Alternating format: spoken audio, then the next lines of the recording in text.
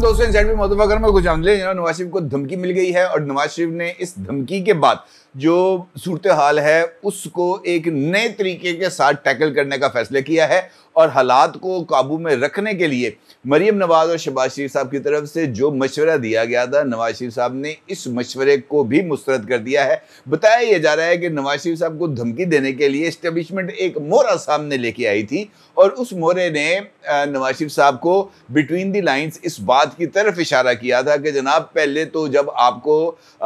यहाँ से गिरफ्तार किया गया था, लाहौर से आपको लेकर जाया जा रहा था, उस वक्त तो आपको सिर्फ हाथ बांध कर जहाज की कुर्सी से बिठाया गया था। इस मर्तबा आपको बांधेंगे और इस तरीके से बांधेंगे कि आपको हिलने का मौका नहीं मिलेगा। ये जो धमकी है ये बहुत ही ज़्यादा मानी खेज भी है और इस धमकी के कुछ और इफ़ेक्ट्स भी हैं। ख़ास तौर पर जो है खलीजी मुल्क की अहम तरीन शख्सियत के नवाज शरीफ साहब के मिलने और नवाज शरीफ साहब को मिलने के बाद एक इंकशाफ करने, उस सारी सिनेरियो ने इस पूरी की पूरी जो मुलाकात थी इसके रुख का जो है वो बदल के रख दिया है और उसके बाद ऐसा महसूस हो रहा है जैसे मामलात पॉइंट ऑफ नो रिटर्न तक पहुंच गए हैं। इसी इजलास में नवाज शरीफ साहब की तरफ से ये बात बड़े वाज़ेह तौर पर शहबाज शरीफ और मरीम नवाज को बता दी गई कि जनाब अब या कभी नहीं वाली सूरत हाल है, ये अब नाउ और नेवर है। इस मर्तबा मैं किसी भी सूरत पीछे नहीं हटूंगा और मेरा जो मुतालबा है पाकिस्तान को नुकसान पहुंचाने वाली शख्सियात के खिलाफ कार्रवाई का, वो ही एक फार्मूला है जिसके ज़रिए पाकिस्तान के अंदर सिविल सुप्रीमेसी को जो है वो बहाल किया जा सकता है और उसके नतीजे में एक वाज़ेह पैगाम दिया जा सकता है कि जो रूल ऑफ द पीपल वो सबसे ज़्यादा मुकद्दम है। अवाम जिसको लेके आएंगे इक़्तिदार के ईवानों तक, उस के जो फैसले हैं उनका एहतराम किया जाना चाहिए। लंदन में होने वाली मुलाकात बहुत ही ज़्यादा इम्पॉर्टेंट थी और ये दो हिस्सों पर मुश्तमिल थी। पहले हिस्से में नवाज शरीफ साहब, मरीम साहबा, शहबाज शरीफ, इसहाक डार और दीगर मुस्लिम लीगी ज़ोमा उस बैठक के अंदर मौजूद थे और इसके अंदर ज़्यादातर जो पॉलिटिकल सिनेरियो है और ख़ास तौर पर इलेक्शन कमीशन ऑफ पाकिस्तान की तरफ से जनवरी में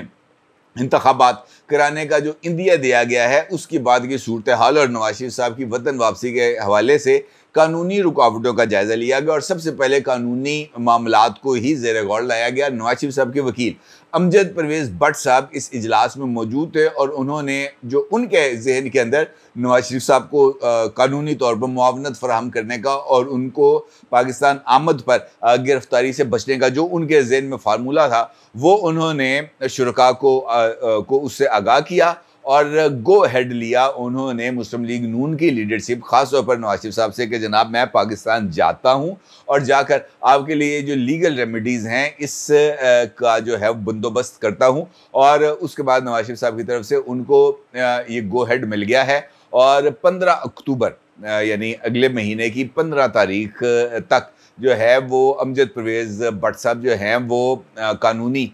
तौर पर नवाज शरीफ साहब के लिए राह हमवार करेंगे, पिटीशन दायर करेंगे, उनके लिए राहदारी ज़मानत लेंगे और जो है नवाज शरीफ साहब की लाहौर आमद के बाद उनको गिरफ्तार ना किए जाने के हवाले से जो अपना नुक्ता नज़र है वो पाकिस्तान की अदालतों के सामने रखेंगे और वहाँ से रिलीफ मिलने के बाद ही नवाज शरीफ साहब 21 अक्टूबर को पाकिस्तान आएंगे। ये बात तय है कि नवाज शरीफ साहब 21 अक्टूबर को ही पाकिस्तान आएंगे। अलबत्ता ये बात ज़रूर है कि इसी इजलास में शहबाज शरीफ साहब, इवन मरीम साहबा और शहबाज शरीफ साहब के दीगर रफ़क़ाकार ने नवाज शरीफ साहब को ये बात बावर कराने की कोशिश की कि जनाब आप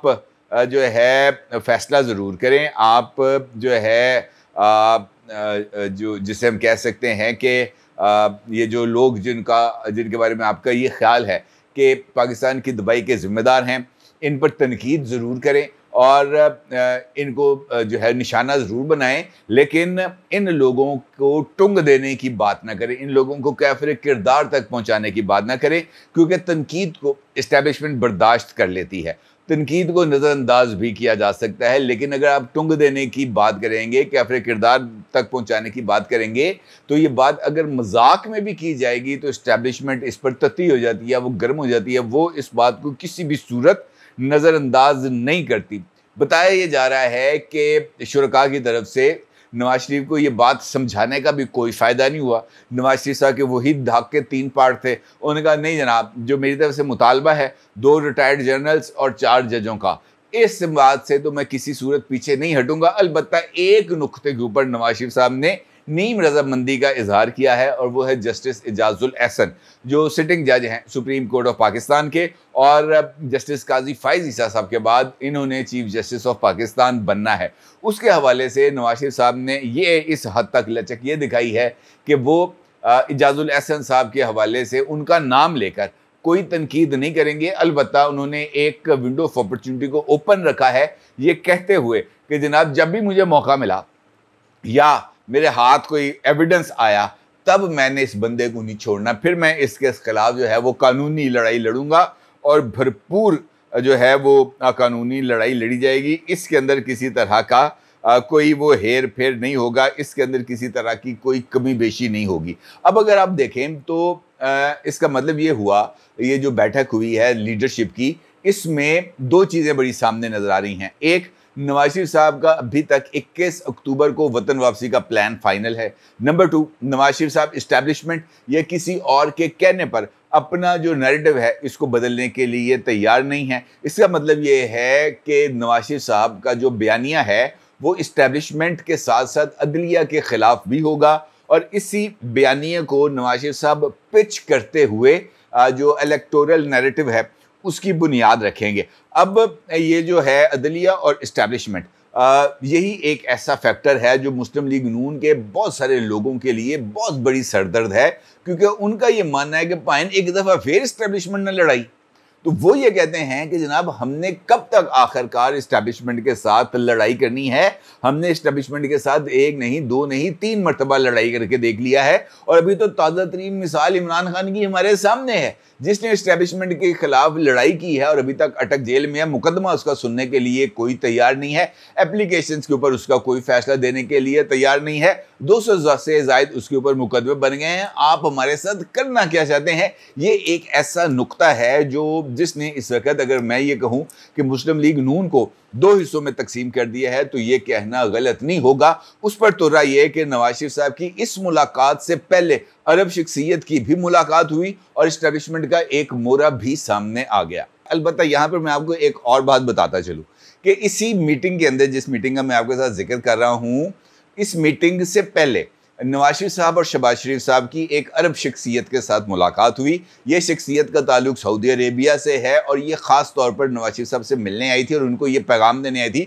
मैंने कल की वीडियो में इस वाले से आपके साथ जिक्र भी किया था और ये बताया था कि नवाज शरीफ साहब को ये पैगाम दिया गया है कि जनाब कुछ क़ुव्वतें आपको मंजर से हटाने के लिए मुतहरक हो चुकी हैं और नवाज शरीफ साहब को बेनज़ीर भुट्टो साहिबा की मिसाल दी गई थी कि जनाब उनको भी मना किया गया था कि आप पाकिस्तान ना आएँ, लेकिन इसके बावजूद वो पाकिस्तान आईं और आते साथ ही कारसाज के मुकाम पर उनके काफिले पर हमला हो गया और आखिरकार लियाकत बाग में उनको शहीद कर दिया गया। नवाज शरीफ साहब को ये बात बिल्कुल क्लैरिटी के साथ बताई गई, लेकिन नवाज शरीफ साहब ने इस बात के बाद जो 3 लोगों की मुलाकात थी उसमें उन्होंने इस सारे सिनेरियो से आगाह किया और वहाँ पर एक बात का उन्होंने इंकशाफ किया और उन्होंने इस बात का इंकशाफ किया कि हालिया दिनों में जब वो दुबई में मौजूद थे, उनकी DGISI lieutenant general Nadeem Ahmed Anjum sahab से मुलाकात हुई। उन्होंने दुबई में DGISI के साथ मुलाकात का इंकशाफ किया और उन्होंने बताया कि जनाब इस तरह के खदशात का इजहार अब नहीं हुआ बल्कि इससे पहले भी हुआ था और DGISI की तरफ से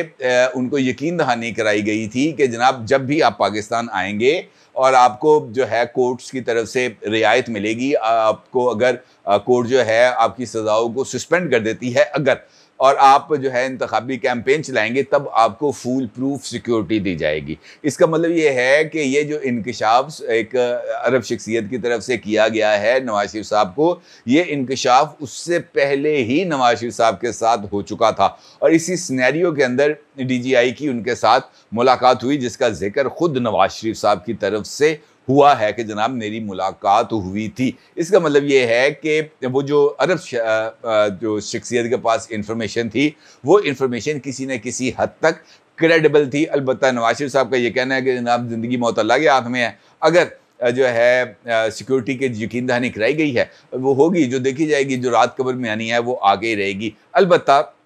धमकी एक और भी आई है जिसका मैंने आपके साथ गुफ्तगू के आगाज़ में जिक्र किया था, और वो धमकी है पाकिस्तान की इस्टेब्लिशमेंट की तरफ से। और पाकिस्तान की इस्टेब्लिशमेंट ये तो नहीं कहती कि जनाब हम आपको जो है फुड़का फुड़कू देंगे, अलबत्ता उनके यानी नवाज शरीफ साहब की तरफ से फौजी जर्नैलों को, खास तौर पर साबिक chief of army staff general Qamar Javed Bajwa साहब के खिलाफ कार्रवाई और उनके मुआखजे के मुतालबे ने यकीनी तौर पर इस्टेब्लिशमेंट की सफ़ों में अनरेस्ट क्रिएट किया है। इसके अंदर कोई दो राय नहीं है। और उस अनरेस्ट का जो जिसे हम कह सकते हैं कि जो हमारे सामने जो एक उसका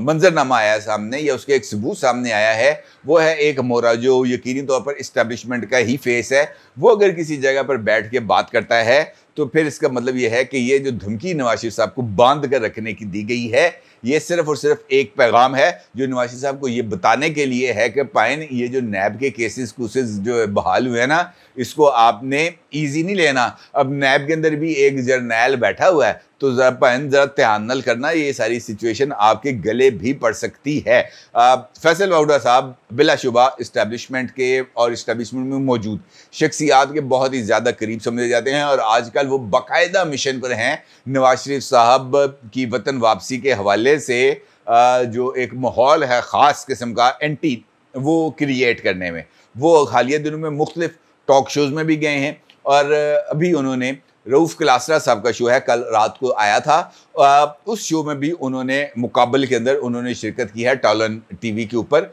और इसमें फैसल वाउडा साहब का ये कहना था कि नवाज शरीफ ने जो लंदन में तकरीर की थी जिसके अंदर उन्होंने एक नए बयानिए की बुनियाद रखी थी, और उसके अंदर अदलिया और जो जर्नैल हैं उनको जो है तनकीद का निशाना बनाया गया था। तो उसके बाद शहबाज शरीफ को जो पैगाम दिया गया है उससे उनका ब्लड प्रेशर लंदन जाते लो हो गया था। फैसल वाउडा कहते हैं जो पैगाम दिया गया है नवाज शरीफ के लिए शहबाज शरीफ को, वो सुनने के बाद शहबाज शरीफ का बीपी जो है, ब्लड प्रेशर जो है वो लो हो गया है। पैगाम क्या था फैसल वाउडा के बकौल? वो ये कहते हैं कि शहबाज शरीफ को कहा गया है जाकर बता दें अपने भाई को, पिछली दफ़ा जहाज़ में बांधा था, अब की दफ़ा बांध कर ही रख देंगे।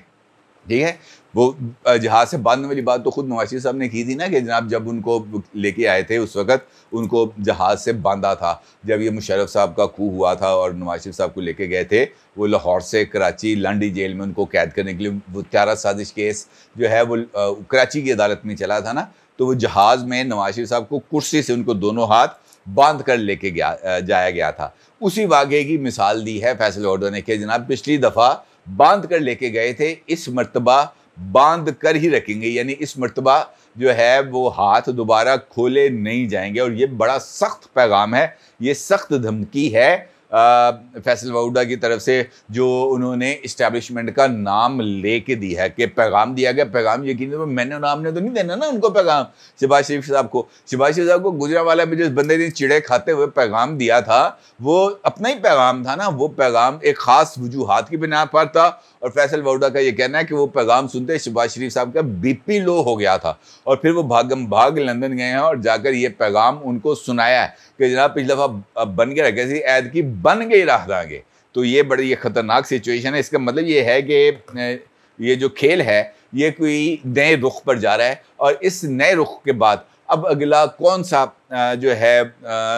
इसका उक्ता खुलेगा वो हमारे सामने आएगा। अलबत्ता ये बात ज़रूर है कि नून लीग का मुशावरती इजलास आज भी जारी रहेगा, और आज कोई शायद कोई दो टोक अंदाज में नवाज शरीफ साहब की तरफ से कोई बात सामने आ जाए। अपनी राय का ज़रूर इज़हार कीजिएगा। आपका बहुत शुक्रिया। अल्लाह हाफ़िज़।